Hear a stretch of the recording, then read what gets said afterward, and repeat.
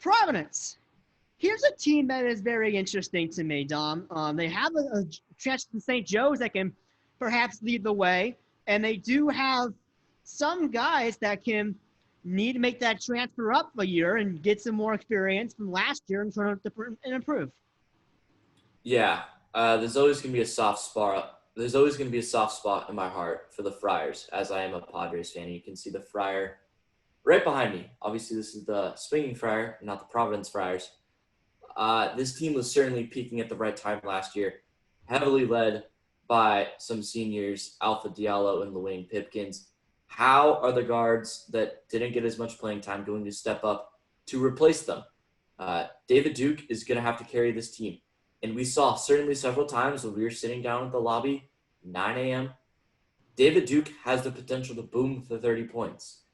He also has the potential to shoot like 25% from the floor and drop like 8 points. So which David Duke is going to show up on a consistent basis? Because I think David Duke is another one of those players that has the potential to be that Big East Conference Player of the Year. I think this team has the potential to be second place, third place in the Big East. I also think they can be a middle-tier team in the conference. Which Providence is going to show up? I think Ed Cooley, his hot seat cooled with the performance of the Friars last year. It always seems that he's right on the hot seat with them being a borderline tournament team. Last year, they were going to be a good team in the tournament. I actually had them winning the Big East tournament, which, of course, then didn't finish. So that was disappointing. I'm a believer in the Friars. And let's get one thing clear. There are plenty of guys here that are going to have to make that leap. Greg Gannon's another one of those guys from freshman to sophomore. How big is that leap for him? That's going to determine a lot of things. I mean, he has an edge, another 20 pounds. He's a dangerous 4 spot for anyone. He needs to limit his turnovers. That's the big thing I would say for him.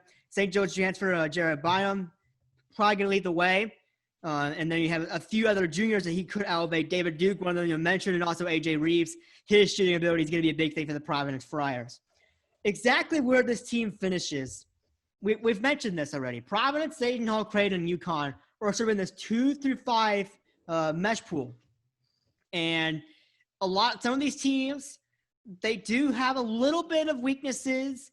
I think Providence has fewer of those, but still some of those same question marks that Seton Hall, Creighton, UConn has. I think they could definitely finish in the upper half here. So, again, second, third place sort of thing. A lot of people are high on Creighton this year from what I've seen initially from Blue Ribbon and Andy Katz and even John Rothstein. Katz in his initial preseason bracket puts Creighton as a 4 seed. Not necessarily sure if they're that high up. But if there is another team that can perhaps get to the Creighton, I do think Providence is one of those teams, if they make the correct leaps, can definitely get up there. I would say they're probably a solid third place, but they're going to put Creighton up there in that second spot. UConn, Seton Hall are probably going to end up battling for fourth. And, man, do I ever wish we could be in that Taylor Place dining hall watching this play out all second semester, because that will be a lot of fun to really watch out for.